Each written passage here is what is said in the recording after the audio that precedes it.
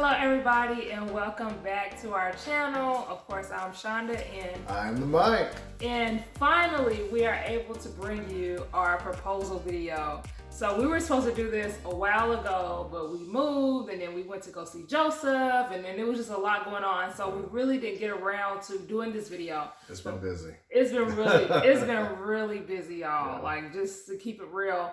But we're going to share our proposal story. We're going to kind of give you a backstory of, you know, like how long we've been together, what led us to getting engaged. For those that do not know, we are engaged. We get a lot of questions about if we're married already. We are not married yet. So we're going to talk about all of that in the video. So let's hop right on into it. Now, do you want to start and say like your backstory on what led you to propose to me? Because you are the guy. Okay, I mean, I guess I could start. I mean, you know, if you guys are really interested and you want to know how I feel, I mean, I'm all about this. So anyhow, no, when me and Lashawnda got together, we were together, I want to say probably 6 or 7 months. And I was watching how she interacted with the children. I was watching how much of a team player she was with me. And I mean, when I tell you that this woman had patience, because I wasn't easy in the beginning, you know, I was very hard in the beginning. But when I seen the patience that she had, when I seen the loyalty that she had, how much she loved me, how much she was actually investing in me, and I could tell, like, between my conversations with her, that she was waiting to watch me grow. And I think that's when I started really falling in love with you. On top of all that, she was really pushing for me to have my close relationship with my son, which was huge. Because I don't know, you know, I can't speak on everybody, but I know some people out there deal with getting into a relationship and the person that they're in a relationship with doesn't really have anything to do with their children and doesn't really want their spouse to have anything to do with their own children. Yeah. Well, that wasn't the case this go around. So when I saw how much she was pushing, like, have you talked to Joseph? Have you been with Joseph? What are your plans when you're going down there to see him? You know, and then not only that, but then she was amazing with standing back, like, I'll meet him when it's time. Like, she wasn't pushy. Just a really grown woman. And I realized being with you, I was dealing with a woman. And I was like, whoa. You know, because it's different when you deal with a girl and when you're dealing with a woman. Yeah. I think those things were all the things that accumulated that got me to a point of proposing to you. Yeah. Yep. Do you want to tell them, like, the final thing that happened that made you be like, okay, I'm going to propose? You know what I'm talking about? You talking about over at what's his name? Yeah. Okay, so what wound up happening? Because I don't think we've shared that. We've never shared this. Yeah. So we're going to give y'all some insider information. Yeah. So we had a falling out, me and her, and of course, keep in mind, everybody, this was the beginning of a relationship. So we didn't know how to handle each other as far as conflict and stuff like that. So we were real quick to cut and run. Well, anyhow, when we had broken up, I moved in with a friend and I relapsed. I actually went back to drinking, man, for like 2 days straight. And it was weird because, like, I swear she felt it. I did. I'm telling you. I mean, I felt it, but I didn't realize that's what I was feeling. Right. She literally, no matter how bad our arguing happened when we broke up, you know, because there was a lot of things that were said that should have been said. So there was a lot of anger, you know, of course. But yeah, we were not cool at that time. No. Like, but she called me on the phone and she's like, you know, how are you doing? What's going on with you? And I was slurring my speech. And yeah, she realized that I had been drinking. And when that happened, she didn't care about nothing else in the world at that point. She's like, where are you? I need to see you. So she got over there. I can't tell you how quick she got over there because, of course, at that moment in time, I was a little tore up. You know, I was speeding like crazy to get to where he was. Right. And to me, this was another failed relationship. And I'm just like, you know, coming from my backstory, I felt like I was already failing at everything. So this was just another icing on the cake, you know. And I'm like, anyhow, she came and got me. And I'll never forget her yelling out, not him. You can't have him. And she told the guy that I was with those exact words. We had some words. Yeah. Okay. Yeah, she was just like, you can't have him. Like, he's a good guy. He's too good of a guy. So she brought me back to the house, got me cleaned up. And it was crazy because, like, when you relapse, you don't realize that you're going to relapse. You don't even realize how it happens. But once everything settles down, then you're like, what have I done? You know? Yeah. And then, so what wound up happening was when I woke up the next day, I heard her and the kids in the kitchen laughing, you know, and just having a good time. And that's when I realized, I was like, dude, this ain't a girlfriend. This is a wife. Like, she went to bat for me. She went and got me. She went and made sure I was okay. Brought me back, made sure that I didn't fall into my old elements of who I used to be. And that's when I realized what I was at risk of losing. When I realized what I was getting ready to lose, then I was a whole lot better prepared to do whatever it takes to make that stay. So that's when I think, and I'll never forget, I was laying in bed that next day, and I remember God telling me, Mike, it's time to grow up. Like, it's time to grow up. So that's whenever I kind of really made some long, and I'm talking about some strides in this relationship. Because I had to come to realize that I was the issue. And I had to come to realize that I was the issue, not just in this relationship, but I had a lot of issues in a lot of relationships, including friends and family and relationships and stuff like that. And it didn't really hit me until that day. I don't know why, but it did. It hit me. But to see her come through for me the way she did, like I said, that wasn't a girlfriend. That was a wife. Yeah. And at that point, I was like, okay, so what can I do to better make this relationship more sufficient? Like, what can I bring to the table? What am I bringing to the table? Am I bringing anything to the table? And I had to come to realize that I had a lot of stuff internally I had to work on. And she helped me through that. Now I built the table. All right, so I want to share my side of what he talked about, because he hit on a lot of good things, and I hope I remember to hit on some of the stuff I wanted to hit on when you were talking. So, like he said, and I think this is a really good way, and we've thought about doing a video on this as well. People see our videos and they see such a positive, inspirational couple. They don't see the rough patches. And we have very well been through rough patches, right? And we may do a video on rough patches in a relationship type thing, because I do feel that it's important to let people know that even if you have a healthy relationship with someone, there's still going to be rough patches. The rough patches are going to look different than the toxic relationships, but they will still be patches of where you have to learn to communicate. Yep. And like he said at the beginning, we have been together, well, because when we moved in, we had been together for 6 months. Yeah, but living together at that point in time was probably about 6 or 7 months. Right. And for those that don't know, when we were together for those first 6 months, we were long distance. So we weren't, being around each other on a regular basis like that. And then we went from seeing each other like once or twice a month type thing to moving in together. Right? And so there were definitely like little things that we had to figure out or whatever. And there was certain things that Michael was showing at the beginning that really made me like, I don't really know, like if he's ready for what he says he's ready for, right? And like he said, with the patience, I did have patience with him. And I always say it wasn't nothing but God, because some of the stuff that I had patience with didn't even make sense to me. I'm like, girl, this is not you. But God was like, be patient with this one. Be patient. And I was, and I could tell that he felt that. But honestly, that breakup that we went through was a turning point for our relationship. It really had to happen. And I don't even know if we would be at the level where we are now if that breakup hadn't happened. Yeah, our breakup was our breakthrough.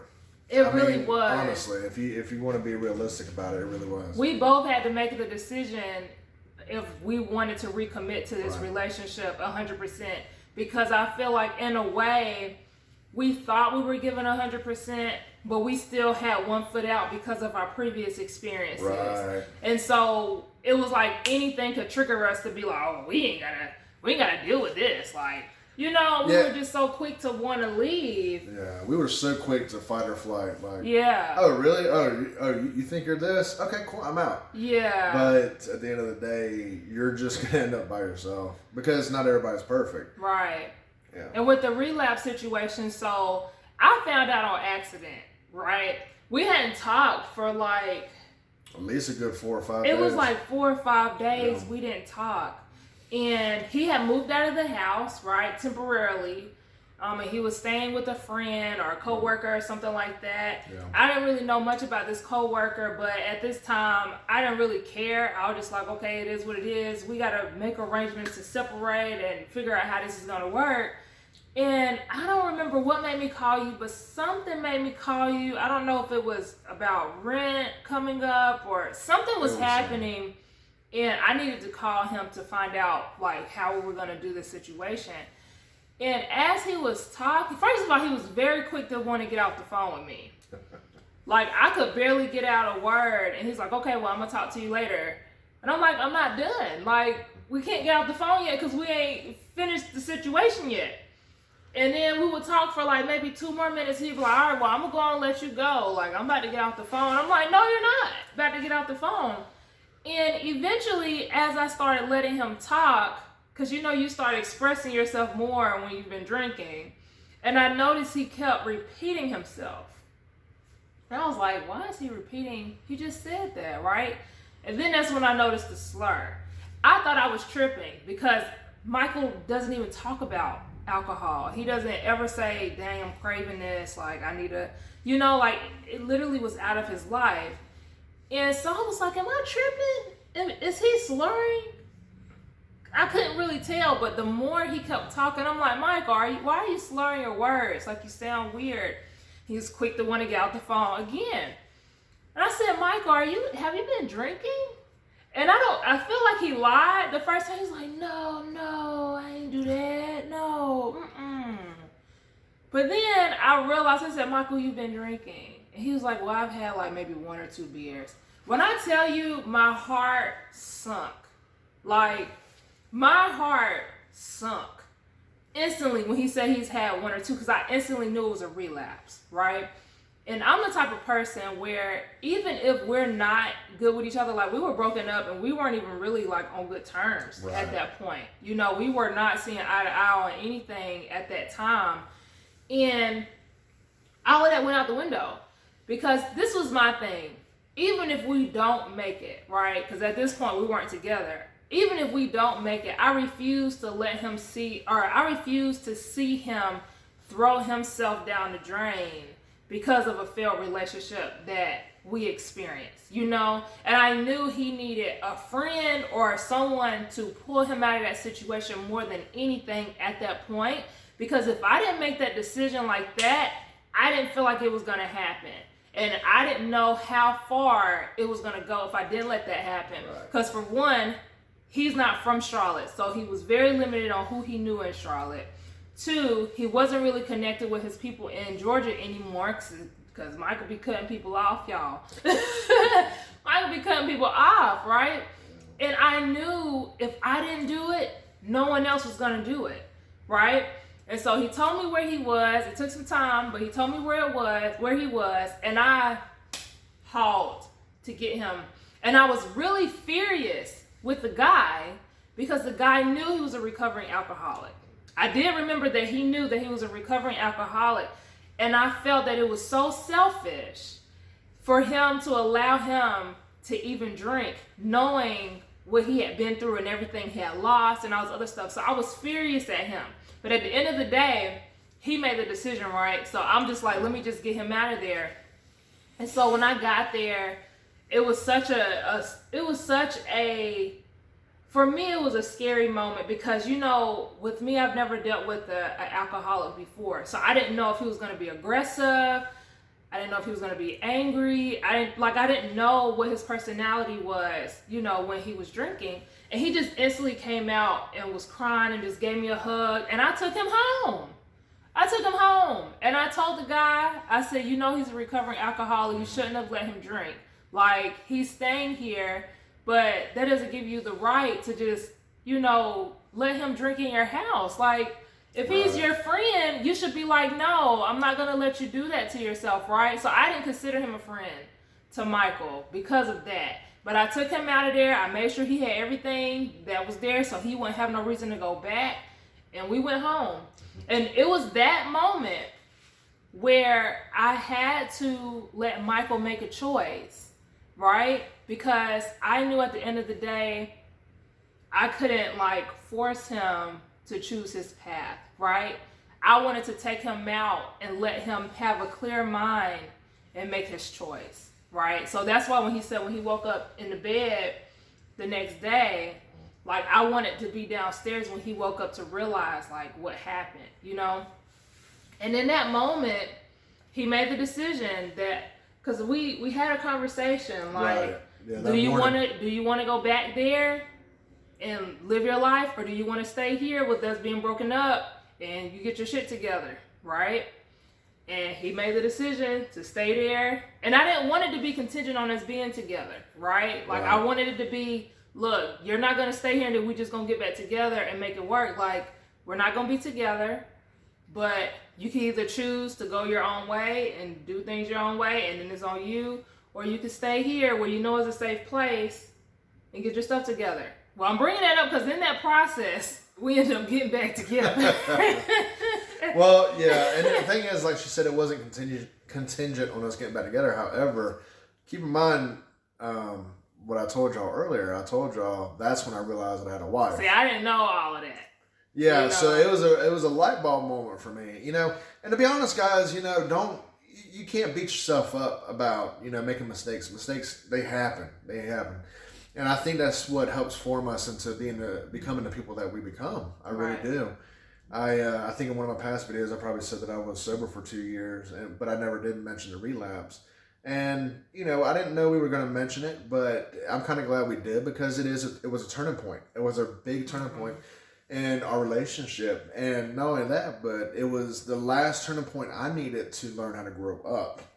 But that was for me, you know? Yeah. So that honestly was one of the biggest. It was huge. That's when I was like, okay, this is who I want by my side. This is who I want to grow old with, because, you know, a lot of people get into relationships and you get with somebody that doesn't have your back, and that's not a good relationship. I mean, it's not.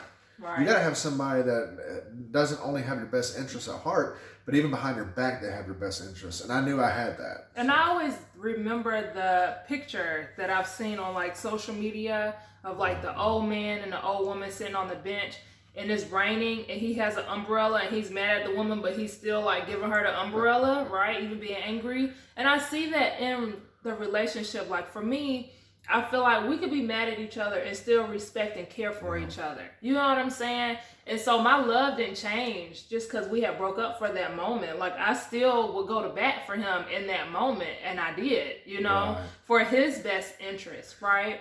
And then after that, we both recommitted to the relationship. And we were like, because I was 1 foot out as well for my own reasons. Because like he said, it was certain things that I felt like, you know, just was not flowing well with what I was looking for.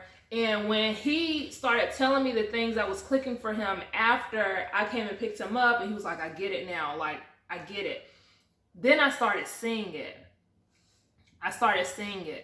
And, I need to let you finish telling, like, okay, so you knew I was a wife. And then how did you lead to the proposal? Because everybody apparently knew except me. So it was a little while after that. I believe that happened before your birthday, didn't it? I can't remember. I can't remember now. I'm almost positive that happened before your birthday. It probably did. Yeah. So anyhow, I had set up for her birthday. I think it was a couple months after that. Yeah, it happened before my birthday. Yeah, it did. Anyhow, so I set up for her birthday. Well, when I was getting everything set, you know, to set up for her birthday, I had candles, I had stuff to put on the walls, I had, you know, just confetti, all kinds of stuff. I wanted her to experience a birthday. I knew that she had never experienced a birthday before. And so she was still sleeping, and she was still asleep in bed, which I'm so grateful, because this one day she was asleep, and it was like, I think she was asleep till like 2 o'clock in the afternoon. And it was, I was lucky. because I had gotten off work early that morning, and I had darted to go get the cake and go get stuff. She had no idea I was doing any of this stuff. I didn't. So I get to the house, I get everything set up. The kids are watching me set this stuff up, so they get excited, and they're like, "You're really doing this for our mom?" I guess none of y'all have ever experienced anything like that at that point. So I was like, yeah. And I'm a romantic, thoughtful person at heart. I've always been that way. So I was like, yeah, this is a no-brainer. Of course I'm going to celebrate. So it was so cool because we got everything, set up. And then when she came in there, we sang happy birthday. She started crying. And then I realized, I guess in that moment is when I realized that she's never experienced, anybody really loving her, anybody really appreciating her, really being there for her. So I was like, I think at that moment was whenever I realized, okay, I want to be that guy. That I want to be the one that she gets to experience all these first times with. So after the birthday and seeing how excited she got because of what we did for her, I was like, you know what? I really want to set up something big for her. And I sat around and I was thinking, and I was like, I've never heard her talk about ever being proposed to. And I'm like, how I will never understand. Because she is the most animated human being I've ever met in my life, and I'm absolutely in love with that. So, for all the men that are no longer with her, thank you. Yeah, because they're probably watching this. Yeah, that's fine. But no. So I started coming to the realization I wanted to propose to her. I was like, you know what? I want her to realize just how important she is to me. And not only that, but at this point in time, me and the kids' relationships were getting we were building solid relationships. Like I said, after the whole breakup, everything in the house changed. The whole dynamic changed. I became a father figure to them. I became an asset to the family. I became important to the people in the house. So I wanted to show my appreciation and kind of let her know, hey, no, look, I don't want to just be your boyfriend. This isn't some kind of little play thing that we got going on here. I want to be yours. I want to marry you. I want to spend the rest of my life with you. I want to watch the kids grow up and go to high school and stuff like that. So I started preparing for it. Well, at first I wasn't going to tell the kids anything because I didn't know that, because they're mama boys. Yeah. So I was like, are they going to say anything? So the first person I went to was her mama. And I have a video somewhere, but I went to her mom and I asked her mom. Her mom said yes. Her mom was like, I know she'll be taken care of. So I want to get that permission from her mother. So then I went and I filmed me asking the boys in the car. We were actually going to go play tennis that day is what it was. And they were jumping. They were screaming for joy. They thought it was the best thing ever. So at that point, I'm like, yes. Okay, awesome. This is what they're wanting as well as what I'm wanting. So I was blessed in that aspect. So I went and got the ring. And then we set it up in the house. What were we doing? We were getting ready to watch a movie or something. Well, before you get to that part, so with the ring, apparently the ring had been in the house for a month, and I had no idea. Yeah. And it was in his cabinet, right? Because at the other house, he had his own cabinet, right? Yeah. Where he could put his snacks or whatever he wanted and whatever. And I used to go in the cabinet frequently. All the time. And you know what's so funny, guys? And here's the thing. I put it up there because I really felt like if it was in plain sight, she'd never see it. I never saw it. Now, I remember him and the kids acting really weird because they were like, whatever you do, don't check the mailbox. We'll check the mail every day. Don't touch the mailbox. And I don't check the mail anyway. So I was like, okay, why are you acting all adamant? Never clicked, right? And then he even set up where he gave me a necklace. Right? And he's like, yeah, this is what came in the mail. Right. Okay. Yeah, so that's how I got away with it, guys. Yeah. The ring came with a necklace. That was unintentional, though. I don't know. But anyhow, it came with some kind of necklace. Anyhow. So when it came, I took the necklace out and went up there and handed it to her because I was like, this is what came in the mail. Right. So at that point, I had the ring in the house. We don't have to check the mail anymore. And she thinks it's a necklace. Right. I'm thinking, oh, that's why they didn't want me to check the mailbox. I didn't think anything else about it. And then I do remember he started asking me, weird questions about like marriage and like what kind of rings do you like, and he would like pull up the rings, and I knew something was going on, but like I felt, because he would always say, oh well, there's no rush, because at the time, like back and forth, when we first met, I didn't even know if I wanted to get married.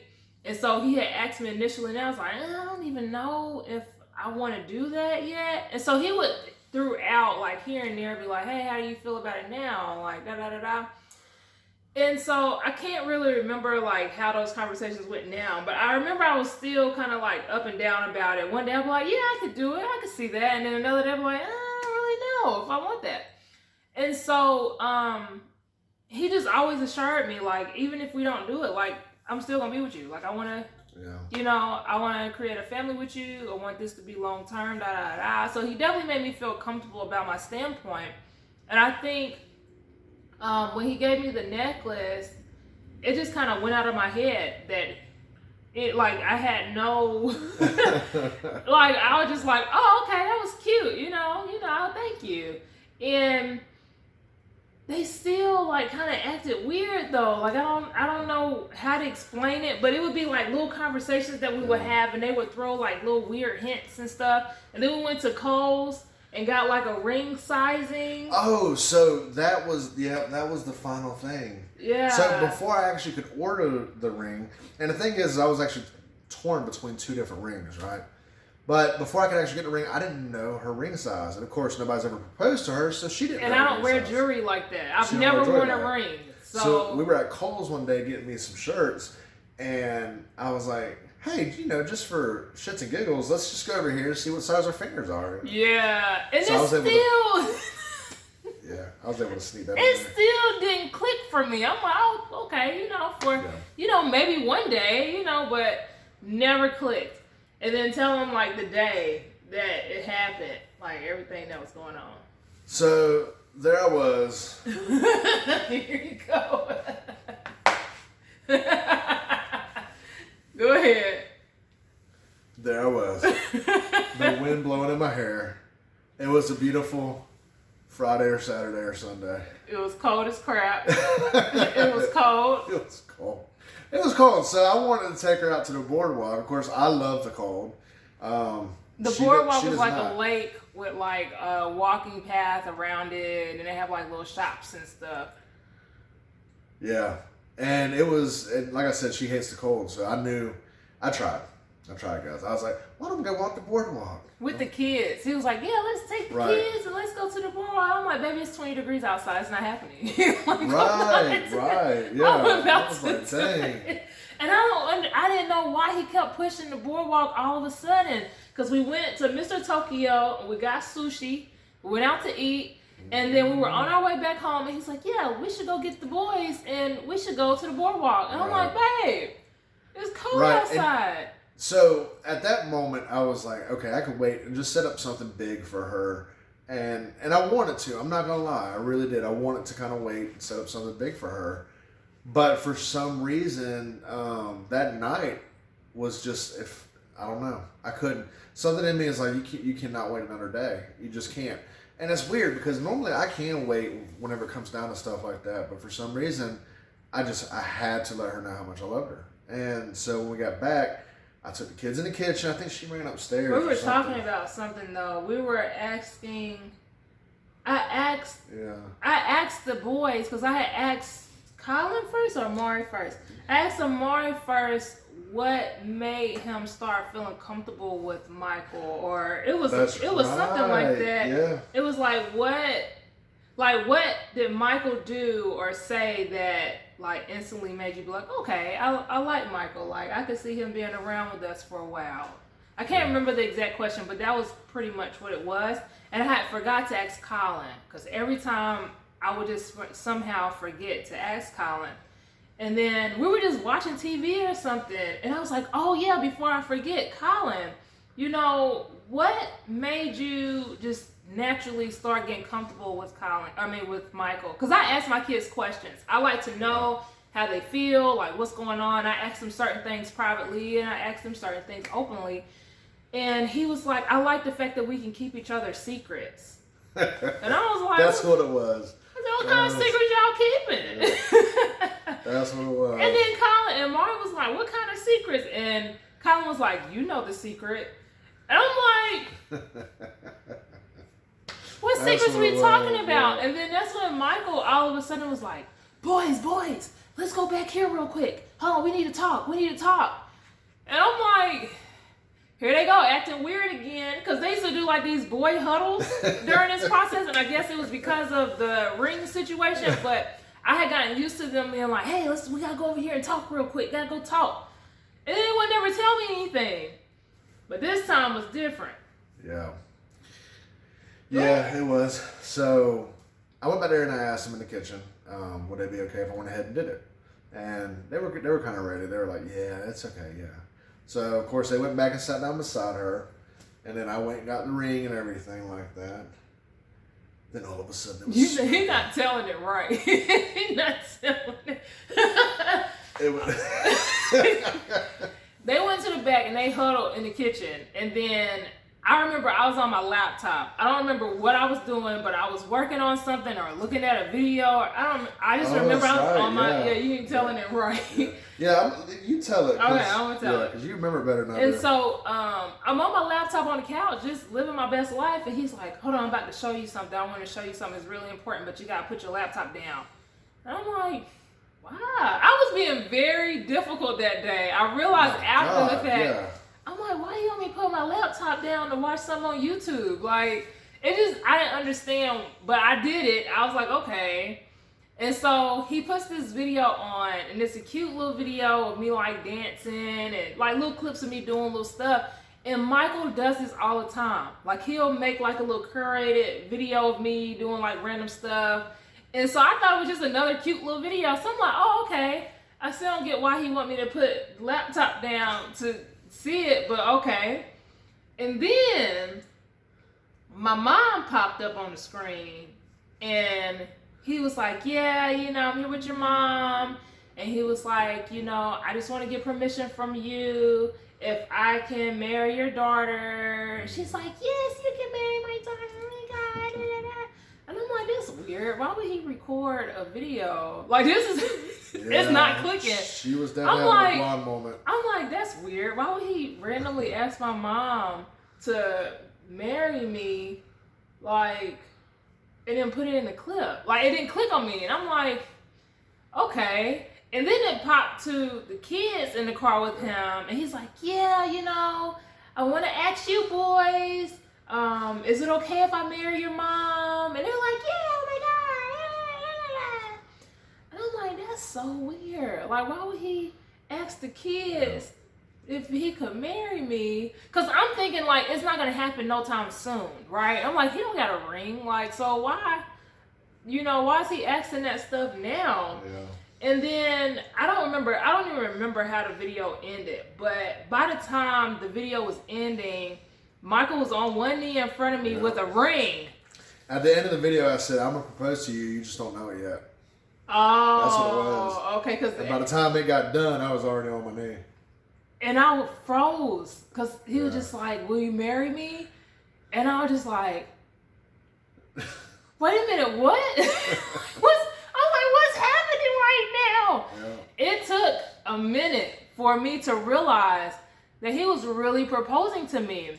And he was like tearing up and crying and the kids recording. And I was wondering when he was saying we were about to watch the video, the kids were like real adamant about pulling their phones out in that moment. It was like recording. And I'm like, why are y'all recording? Yeah. I'm telling you, it just was not here.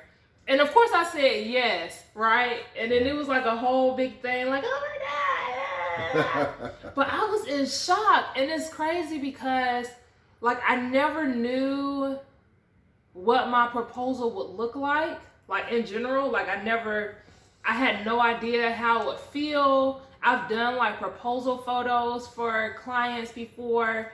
And I was so surprised. I was. And it's crazy because like when you see other people get proposed to, you're like, oh my God, it's so beautiful. Da, da, da. And you see the reaction of the woman. And every woman responds differently. Like someone's like, oh my God, yes, da, da, da. I was in shock.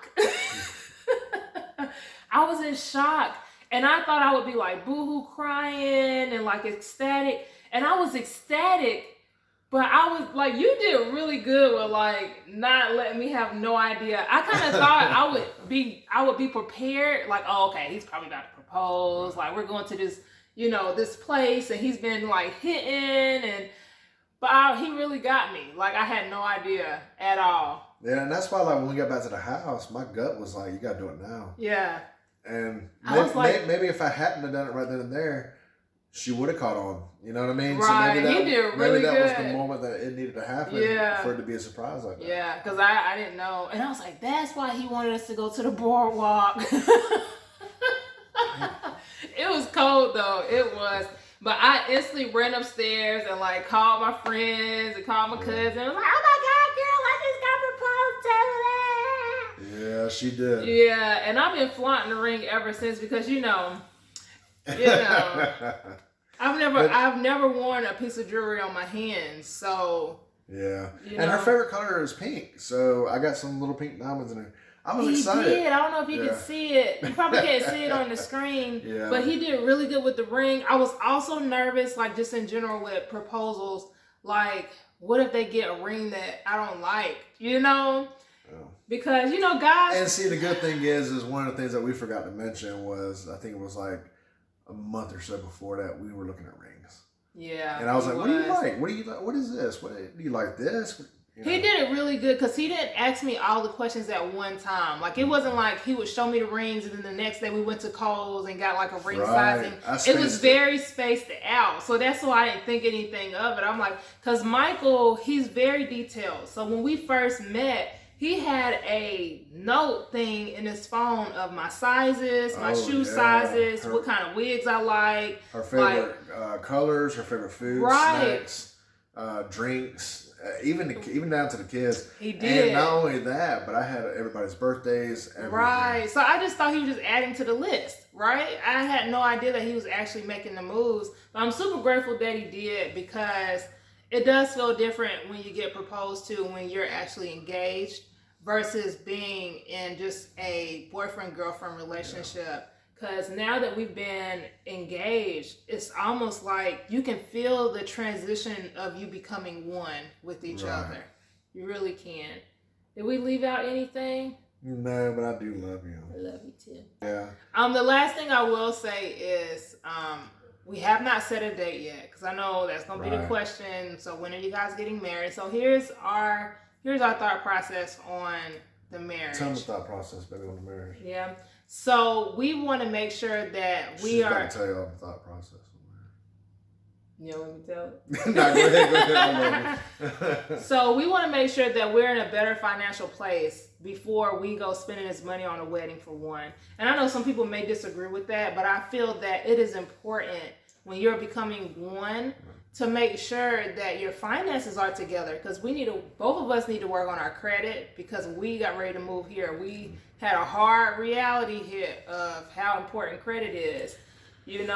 So apparently it's a big deal in the state of North Carolina. And it's not that we have bad credit. We just don't have excellent credit. And apparently if you don't have excellent credit, you still have issues, right? So we want to work on that. Michael also said that he wanted to get to a certain weight before we get married because he wants to look a certain way. I've been out there killing it with a tractor tire, by the way. I'm just saying. He has. So we have personal things that we want to make sure is in place. I would say that we would probably get married within the next couple of years, like maybe the next year or two. My thing is, I don't want to have a budget wedding. Like, I don't want to be penny pitching for my wedding stuff and I can't afford it. Like, I want to be able to not break the bank and not know I'm gonna pay my rent, for getting married. But I also want to make sure that however we do choose to do our ceremony, like, we're okay. Like, we're okay financially to spend that amount to do it. Because I only want to get married once. I don't want to get married again. You can't redo a ceremony, It's like a one and done type of situation, right? Yeah, she's honestly, man, she's been the best thing that's ever happened. Yeah. But I hope you guys enjoyed this video. I know a lot of people were waiting on this video. I'm not sure if we're going to include the clips because they're like really short. and like they are vertical, really short, yeah. you know, so we'll probably leave those out. But thank you guys so much for watching, and we'll see you guys in the next video. Bye.